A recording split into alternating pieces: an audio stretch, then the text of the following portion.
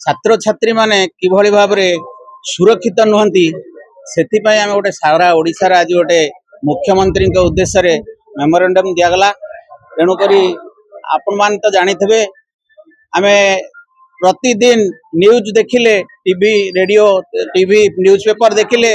आग गोटे विद्यालय महाविद्यालय गोटे गण तेणुकरी गण प्रति किभली भाव छात्र छात्री माने सुरक्षित रहिबे आमे आज मुख्यमंत्री पाखक गोटे मेमोरेंडम आमे देलु। समस्त महाविद्यालय छात्र छात्री माने मुख्यतः सुरक्षित नुहति सरकार रे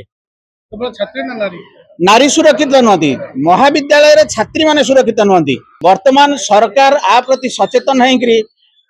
महाविद्यालय सारा राज्य रे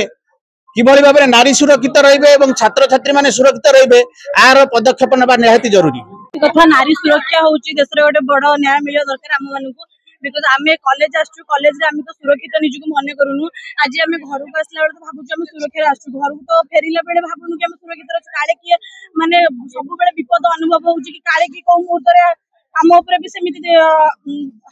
हमला करबनी तो सेति पई आमे आज एई बालिगुड़ा थाना रे आसी हमरो